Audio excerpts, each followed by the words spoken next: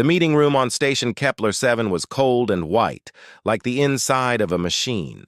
Nothing on the walls broke the emptiness. No pictures, no decorations, nothing that suggested humans or aliens had ever lived here. It was a place built for talking, and nothing else. Commander Teo sat at the long metal table and waited. He was a tall man with dark eyes that had seen many things across many planets.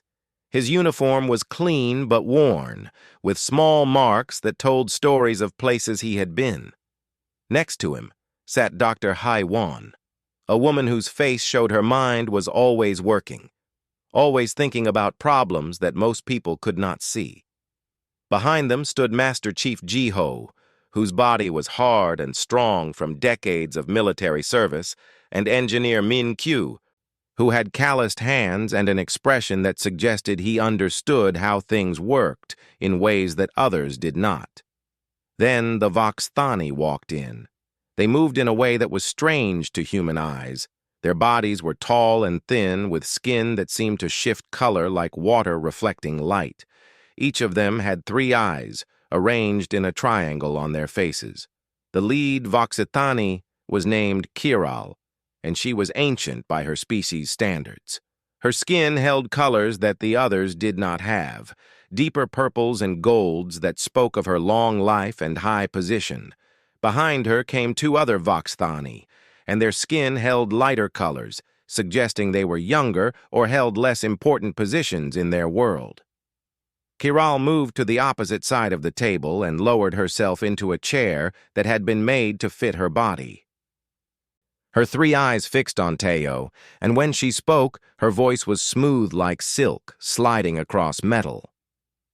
"We come with a simple request," Kiral said. "The Concordat wishes to make peace with humanity. We have conquered 17 star systems. We have defeated many species. But we do not wish to fight your people. Fighting is wasteful. Peace is better. A non-aggression pact would serve us both." Teo nodded slowly. This was good news. The Voxthani were powerful, and war with them would have cost millions of human lives. Peace was something to be grateful for. But there was something in Kiral's words that made him pause, something that made him listen more carefully. "We are honored by your offer," Teo said carefully. "But before we can sign such an agreement, we must talk about something important." "What is that?" Kiral asked, her 3 eyes blinking in sequence. "Definitions," Teo said. "Your laws, they must be very specific. They must say exactly what we are allowed to do and what we are not allowed to do. To do this correctly, we must agree on what things are, what they mean, and the most important thing we must agree on is what we mean by the word weapon." Kiral's skin shifted to a lighter purple. This was a sign of thinking, Teo knew from the briefing reports. "That seems logical," she said. "What do humans define as weapons?" It was such a simple question. In the briefing rooms back on Earth, scientists and military people had prepared answers. Teo had studied for weeks. He knew the categories. He had lists prepared. This should have been easy. But when he looked at Hei-Wan, he saw something in her expression that told him she was thinking the same thing he was thinking. This question was not as simple as it seemed. "That is a good question," Teo said slowly.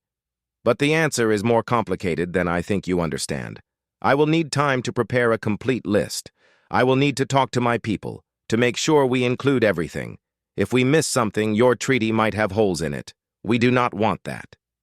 Kiral tilted her head, a gesture that might have meant agreement, or might have meant something else entirely. Her skin shifted again, becoming a calm blue color. "You are correct," she said. "Precision is important. How much time do you require?" Teo looked at Hei-Wan. She held up 6 fingers very slowly, so that Kiral could see. 6 hours, Teo said. "We will have a complete list for you in 6 hours. Then you can review it. Then we can make sure that we have agreement on every point." 6 hours is acceptable, Kiral said. She stood up, and the 2 younger Voxthani stood with her. We will wait in the diplomatic quarters. You will bring us the list when it is ready." They walked out of the room with the same strange, flowing movement they had walked in with. When the door closed behind them, the room became very quiet. For a long moment, nobody spoke. Then Min-Kyu started to laugh. Not a happy laugh, but the kind of laugh that comes when something is too strange to understand. 6 hours, he said. We told them 6 hours. We can do it, Jiho said, but his voice sounded uncertain. It is just a list. We have military databases. We can pull all the weapon classifications and organize them. 6 hours is enough time. But Hye-Won was shaking her head slowly. I do not think they understand, she said. I do not think any aliens understand. Understand what? Jiho asked.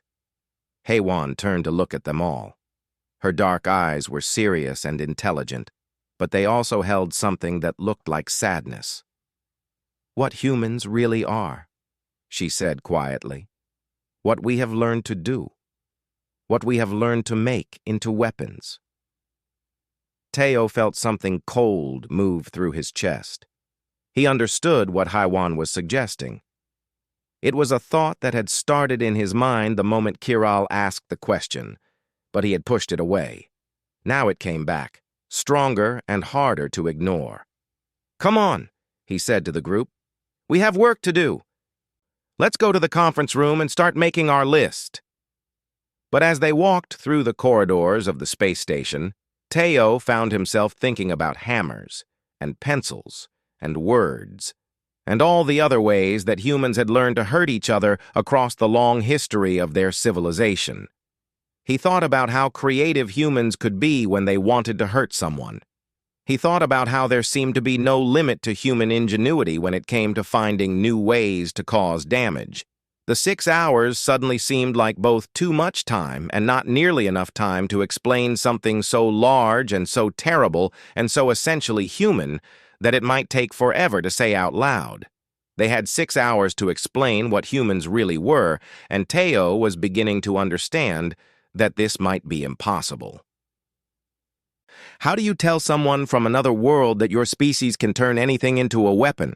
How do you explain that in the human mind there is almost no difference between a tool and a weapon, between an object and a threat? How do you tell them that humans had been weaponizing things for so long that it was simply part of how they thought, part of how they saw the world? Teo pushed open the door to the conference room and looked at the long, empty table inside. Soon it would be filled with data and lists and categories. But Teo already knew that no list would be complete. No list could ever be complete, because the real weapon was not on any list. The real weapon was the human mind itself, and how it could look at anything at all, and see a way to use it, to change it, to turn it into something dangerous. The 6 hours began to count down. The conference room quickly filled with people and machines. Large screens appeared on the walls, and data began to flow across them like water. Hye-Won sat at the head of a table now covered with tablets and papers. Her fingers moved quickly, pulling information from the military databases that had been built over centuries. Around her, Min-Kyu was setting up terminals. Jiho was speaking into communication devices, and So-Jin, the linguist, was reviewing ancient human documents about conflict and weaponry. All right, Hye-Won said, her voice cutting through the noise like a knife. Let's start with the simple things, the obvious things. Let's begin with what everyone would agree are weapons. Jiho leaned forward. He had the kind of face that looked like it had been carved from stone. And his voice was deep and careful. Firearms, he said. Pistols, rifles, machine guns, sniper weapons, everything from basic military-issue weapons to specialized equipment. We have records on all of these. A screen filled with images, guns of every kind, arranged in neat rows. The Voxthani would know about these already. Every advanced civilization knew about firearms. This was simple. Explosives, Min-Kyu added, his fingers still moving across the keyboard. Grenades, bombs, missiles, artillery shells, nuclear weapons, plasma weapons, railguns, all the big destructive things. More images appeared on the screens. The data grew. Lists became longer. Hours began to pass, and still they were in the easy part. The obvious part. The part where everyone in the galaxy would agree that yes, these are definitely weapons. But then Sojin looked up from her papers and said something that made the room go quiet. "What about tools?" she asked. Nobody answered at first. It seemed like a strange question. "What do you mean?" Haiwan finally asked. Sojin turned a page in her document. She was a woman with intelligent eyes and a patient way of speaking that suggested she had studied many things carefully. "I was reading about human history," she said, "looking at old conflicts, looking at how humans have fought each other, and I noticed something interesting. Humans do not always use things that were made to be weapons. Humans use other things." "Like what?" Jiho asked, but his face was already changing, as if he was beginning to understand what she was saying. "Like hammers," Sojin said quietly.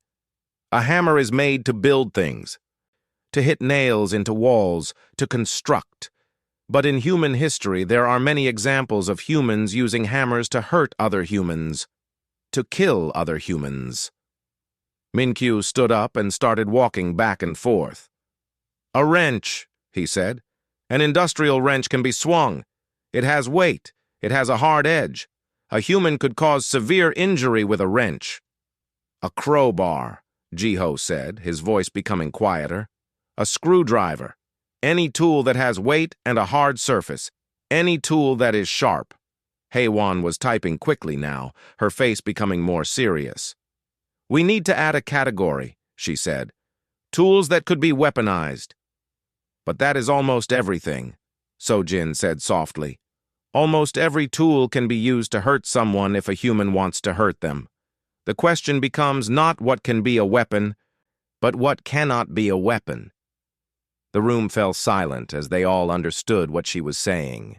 The simple and obvious list was suddenly becoming much, much longer. Minkyu pulled up another file. "Agricultural equipment," he said. "Axes, scythes, pitchforks. Humans have fought wars with these things. The Busan Rebellion used modified farming tools to fight against military forces. They were surprisingly effective." "Kitchen equipment," Haiwan added. Her voice sounded strange, as if she was describing something unpleasant. "Knives of all kinds. Steak knives, chef's knives, serrated blades, cleavers.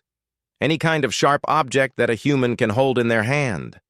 More images appeared on the screens, photos of things that looked completely normal. A hammer, a wrench, a kitchen knife, a rake. All ordinary.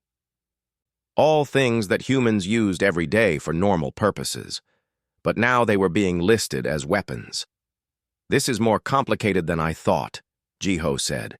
He was standing now, moving around the room restlessly. "If we are counting tools that can be weaponized, then we need to list almost every tool that exists." Sojin was still reading. She flipped through several pages slowly. "There is more," she said. "There is historical precedent. Humans in ancient times used rocks as weapons. Just rocks, stones that they found on the ground." "We cannot list rocks," Minkyu said, but he sounded uncertain. "Why not?" Sojin asked. "If we are being complete and accurate, why can we not list rocks? A rock in the hand of a human, thrown or swung with force, can cause serious injury. A rock can crack a skull. A rock can be a weapon." Haiwan pushed back from the table and ran her hand across her face. When she spoke again, her voice was tired. "We should contact the Voxathani and tell them we need more time. This is not simple." "No," Jiho said firmly. "We do not tell them we cannot do this. We tell them nothing until we have completed the work. But I think—" He paused, looking at the screens full of ordinary tools and objects. "I think Sojin is correct. We are looking at this wrong. We are trying to list weapons when we should be asking a different question." "What question?" Minkyu asked. What cannot be a weapon? Jiho said. What object exists that a human could not use to hurt another human if they wanted to? The four of them looked at each other, and slowly they began to realize the truth. They began to understand that the question the Voxathani had asked was not a simple question at all. It was a question that opened up a very large and very uncomfortable space inside human understanding. We should expand the list, Haywan said slowly. We should add categories, tools, kitchen equipment, farming equipment, sporting equipment, anything with weight or a sharp edge. Sports equipment? Sojin said, her voice questioning. Baseball bats, Minkyu said.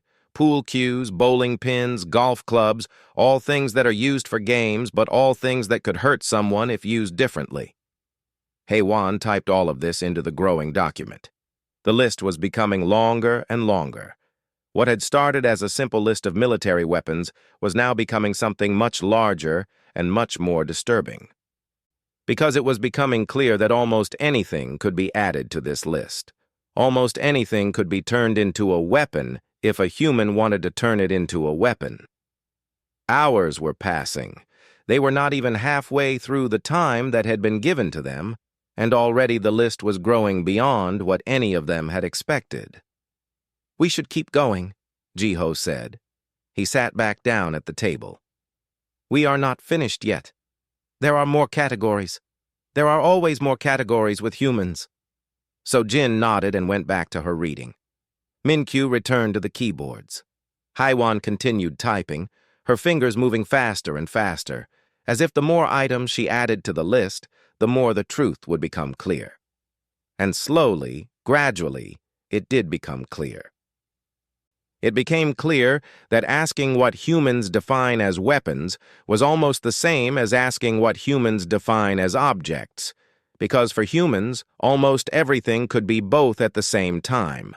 The fourth hour arrived without anyone noticing.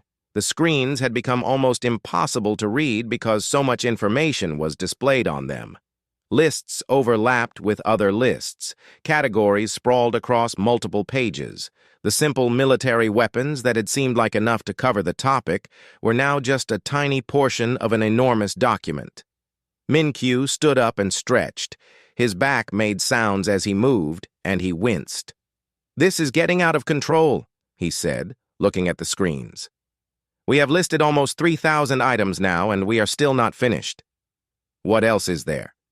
Haywan asked, though her voice suggested she was not sure she wanted to know the answer. Sojin was holding a very old document, something that had been preserved from human history. Her face looked troubled. Animals, she said quietly. Humans have weaponized animals. What? Jiho sat forward suddenly, his attention fully focused. Dogs, Sojin continued, reading slowly. Humans breed dogs for combat. They train them to attack. In military applications, dogs have been used as weapons for thousands of years. War dogs, fighting dogs, dogs trained to bite and to kill. That seems inefficient, Minkyu said. Why would humans use animals when they have better weapons? Horses, Sojin said, ignoring the question. Humans rode horses into battle. The combination of human and horse became a weapon. Cavalry units were devastating in human warfare. Even birds have been weaponized. Humans have trained birds to carry messages, to scout, even to attack. Jiho was nodding slowly, as if this made sense to him, as if he had known this and was only now remembering it. Living weapons, he said. Creatures that can think and move and respond to situations, more adaptable than static weapons. This is actually quite sophisticated. So we add an entire category for animal-based weapons? Haywan asked. Yes, Sojin said. And then we need to ask another question. If we are classifying animals as weapons, then what about chemicals? The room became very still. Minkyu understood first. His face went pale. Chemicals, he said slowly. Water and chemicals can be combined to create poisons, bleach and ammonia, acid and base mixtures. A human could create dangerous substances using common household items. Water itself, Sojin added, and her voice was very quiet now. Water can be a weapon. Humans can drown in water. Humans have used water torture for centuries. Water can be weaponized against humans. Heywan's fingers moved rapidly across the keyboard, adding new categories. Poisons, chemical combinations, toxins, acids, bases, gases. Everything that could hurt a human body was being listed. Fire, Jiho said suddenly. Fire is a weapon. It destroys everything. Fire can be started with almost anything that burns. Fire has been used as a weapon in war for thousands of years. Electricity, Min-Q said. A human body conducts electricity. You can run electricity through water and electrocute someone. Electrical devices can be weaponized. They added fire to the list. They added electricity. They added radiation, which could harm humans in ways that were not obvious at first, but very deadly over time. The list continued to grow. The screens were becoming harder to read because so much information was there. The document itself was becoming too large to display properly on any single screen. But then Sojin put down her book and said something that stopped everyone completely. "What about words?" she asked. Nobody spoke. "Words?" Heywan finally said, as if she was not sure she had heard correctly. "Humans kill themselves with words," Sojin said. Her voice was steady, but her hands were shaking slightly. "I have read about this many times in human history. Humans use words to hurt other humans. Propaganda, lies, insults. Cruel words spoken to a person can cause such pain that the person decides to end their own life." "That is not a weapon," Jiho said, but his voice was uncertain. "Is it not?" Sojin asked. "A human reads words, and those words cause such damage to the human's mind that the human dies. That is more effective than some physical weapons. A physical weapon might injure. Words can kill." Min-Q was pacing again, his movement faster and more agitated. "If words are weapons, then we need to add rhetoric to the list. Speeches that inspire hatred, propaganda that makes humans fear each other, information that is false but is believed by many humans." "Social media," Heywan said quietly. "I have seen what social media does to humans. A single message posted to the internet can reach millions of people. A lie can travel around the world before the truth has even started moving. Humans have started wars because of things posted on social media." "Psychological pressure," Sojin continued. "Torture without physical harm, mental manipulation, the ability to make a human question their own mind, their own sanity. This is a very effective weapon." The list was now adding impossible categories: words, thoughts, messages, information. The very concept of communication was becoming something that could be weaponized.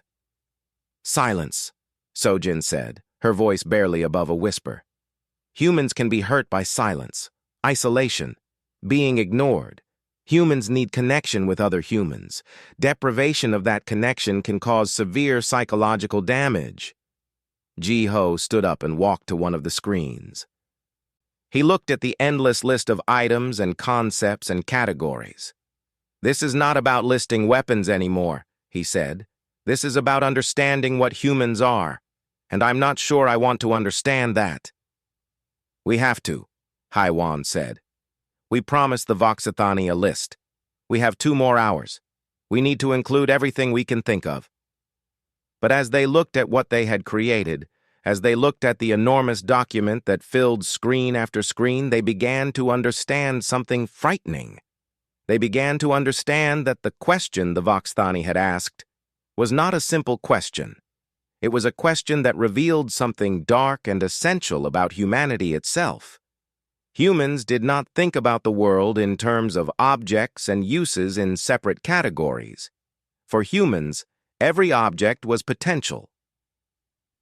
Every object could become something else. Every tool could become a weapon. Every harmless thing could become dangerous if a human decided it should be dangerous. And worst of all, humans had the creativity and the imagination to keep finding new ways to hurt each other. No matter how long they spent making this list, no matter how many categories they added, they would never reach an end. There would always be something else that could be weaponized. There would always be another way that human ingenuity could turn the ordinary into the dangerous. Min-Kyu looked at the screens and said something very quietly. I think we are running out of time. But he was not talking about the 6 hours that had been given to them. He was talking about something much deeper. He was talking about the time it would take to explain to an alien species what humans really were, and what humans had learned to do across their long and violent history. As the 5th hour began, something changed in the room. The frantic energy that had been driving them forward seemed to slow down. The typing became less rapid. The constant flow of new ideas and categories seemed to pause. It was as if they had reached some kind of limit, not just in time, but in their ability to keep finding new things to add to the list. HFY sat back in her chair and closed her eyes. When she opened them again, she looked at her team with an expression that was very old and very tired. We are almost finished, she said. But there is one more category, the last category, and it is the most important one. What is that? Jiho asked. Household items, HFY said. Her voice was hollow, as if the words were coming from somewhere very far away. We need a category for household items, things that people keep in their homes, things that are ordinary and safe and common. Min-Kyu started to laugh, but he stopped almost immediately. His laughter had sounded wrong, as if something inside him was breaking. You cannot be serious, he said. I am very serious, HFY replied. She stood up and walked to one of the screens. She began to type slowly, speaking as she typed. A kitchen sink. The porcelain can break and become sharp. The weight can be used to crush. A kitchen sink can be a weapon. A door, Sojin added, understanding now where this was going. Her voice was very quiet. A door has weight. A door can crush something against a wall. A door can become a weapon. A bed frame, Jiho said. He was standing now, too, and his face looked like he was in pain. Made of metal. Made of wood. It has weight. It can be shaped into a spear. It can be used as a battering ram. A bed frame is a weapon. Min-Kyu was moving around the room now, pointing at things. Cleaning supplies, he said, his voice becoming faster and more agitated. Bleach, ammonia, vinegar, baking soda. A human can mix these in different combinations to create substances that are poisonous or that create dangerous gases. The things under your kitchen sink are weapons. Cords, Sojin said. Electrical cords, belts, scarves, rope. Anything that can be used to strangle or to hang, anything that can cut off the flow of air to a human body. HFY continued typing, adding everything they said. The list of household items grew and grew. A glass, water in a glass. A human can be drowned in a glass of water. How many times had humans waterboarded other humans? How many times had a simple glass of water been used to cause extreme suffering? A toaster, Min-Kyu said. A microwave, an electrical device. Modify it slightly and it becomes a way to deliver electrical shock. It becomes a way to cause severe injury or death. A book, Jiho said, and there was something almost sad in his voice. A book has weight. A book can be swung like a club. A book can break bones. A library is full of weapons. A pillow, Sojin said. A pillow can be used to smother someone. A pillow can be used to muffle the sound of violence. A pillow in your bedroom is a potential weapon. They went through the house room by room. Bedroom, kitchen, bathroom, living room. In every room, they found things that could be weaponized. A lamp could be swung. Furniture could be broken apart and reshaped. Paint could be burned to create toxic fumes. Medications could be combined in dangerous ways. A simple house, the kind of place where families lived and children played and people rested at the end of the day, was actually full of weapons if you thought about it in the right way, or the wrong way. HFY was no longer sure which way was which. How many? She asked suddenly. How many household items are there? How many things in an average human home could be weaponized? Thousands, Min-Q said quietly. Tens of thousands. Every object in a house could potentially be used to hurt someone. And the average human is surrounded by these things every single day, Jiho said. From birth to death, a human is surrounded by potential weapons. The realization seemed to fill the room like a physical thing. It was heavy and cold and very, very real. Humans did not just create weapons. Humans lived in an environment that was full of potential weapons. Most humans never thought about this. Most humans saw a hammer as just a hammer, a glass as just a glass, a cord as just a cord. But if a human wanted to see them as weapons, it was very easy to do so. There is more, Sojin said. Her voice had become almost mechanical, as if she was very tired but had to continue anyway. There is one more thing. What? Haewon asked. A pencil, Sojin said slowly. Just a pencil. A human can take a pencil and push it into another human's eye. A pencil can penetrate the eye socket and reach the brain. A pencil can be lethal. Nobody spoke after Sojin said this. It was too simple, too horrible, and too true. And the worst part, Min-Q said, his voice very small, is that almost every human knows this. Deep inside, almost every human knows that they could kill another human with a pencil. Humans have read about it. Humans have seen it in movies. Humans carry pencils in their pockets and purses every day, and they know what those pencils could do if they wanted them to do it. No, Jiho said, his voice sharp. No, most humans do not think about this. Most humans are not thinking about how to hurt others all the time.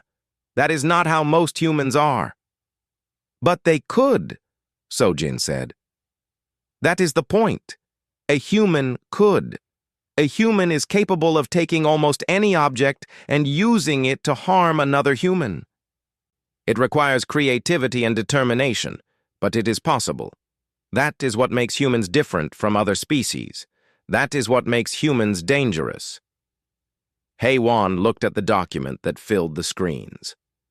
The list of weapons was enormous. It included military devices, tools, animals, chemicals, poisons, diseases, words, silence, psychological tactics, and thousands of household items. It included things that were not supposed to be weapons at all, things that were meant for building and cooking and cleaning and sleeping. And still, she knew, the list was not complete. There were things they had not included, things they had not even thought about yet. There were so many ways that a human could hurt another human.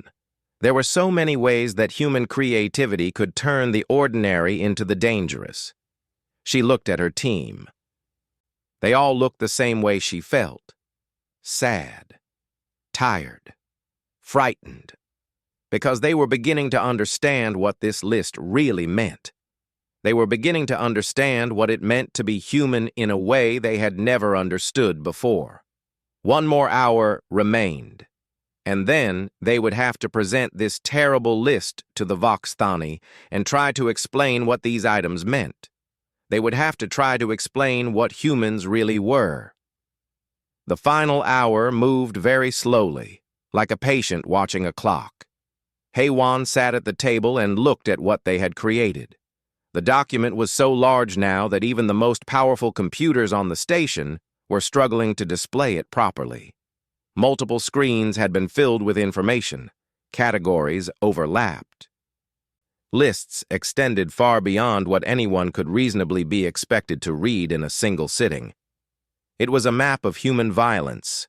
It was a catalog of pain. It was an explanation of what humans could do if they decided to do it. "We should add a summary," Jiho said quietly. He was sitting near one of the windows, looking out at the stars. His reflection in the glass looked like a ghost. "Something to explain to the Vox Thani what this all means. We cannot just hand them this enormous list without explanation." "What would we even say?" Min-Q asked. He was sitting on the floor, his back against one of the walls. His usual energy was completely gone. How do you explain to an alien species that humans are capable of turning almost everything into a weapon? How do you explain that we have spent thousands of years becoming very, very good at finding new ways to hurt each other?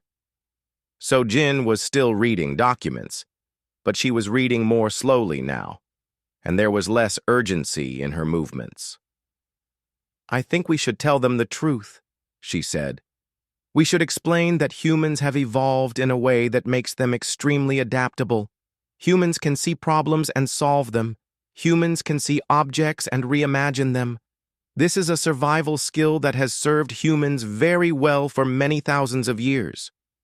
But that skill also makes us dangerous, Haywan said.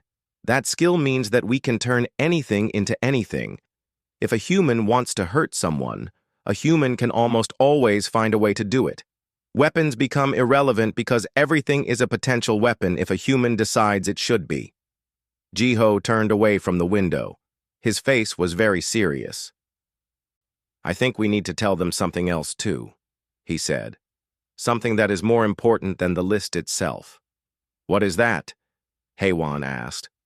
We need to tell them that we know what we are, Jiho said. We need to tell them that humans understand that they are dangerous. We need to tell them that humans have learned over time to be careful about using this capacity for destruction. We need to tell them that humans have laws and rules and ethics that prevent humans from using all of this potential for harm. Most of the time, Minkyu said quietly. Most of the time, humans follow those rules. Most of the time is enough, Sojin said. Her voice had become firmer. If it was not enough, humanity would have destroyed itself thousands of years ago. Humans are dangerous, yes. But humans have also learned to live with other humans. Humans have created societies. Humans have built civilizations. This could not have happened if humans were not capable of restraint. Haywan began typing a new section at the end of the document. A summary section. An explanation. She typed slowly and carefully, choosing each word with great care. Let me read it back to you, she said when she finished. To make sure I have said this correctly. She read the words aloud. The list you are seeing is long. It includes many categories of weapons. But the list is incomplete. It is incomplete because humans can weaponize almost anything. Almost any object can be turned into a tool for causing harm if a human has sufficient motivation and creativity. Humans have evolved to be adaptable. Humans can see a problem and find a solution. This skill has kept humans alive on a dangerous world. But this skill also means that humans are capable of great violence and destruction. She paused and looked at them. Should I continue? She asked. Yes, Jiho said. Continue. But, Haiwan continued reading, humans are not mindless creatures. Humans have developed ethics and laws and traditions that control this capacity for violence. Humans have societies that punish those who use weapons against other humans without justification. Humans have spent thousands of years learning how to live together despite their capacity for individual violence. We are not peaceful creatures. We are not born gentle. But we are creatures that have learned over time to choose peace because we understand the cost of war. She stopped reading and looked at them all.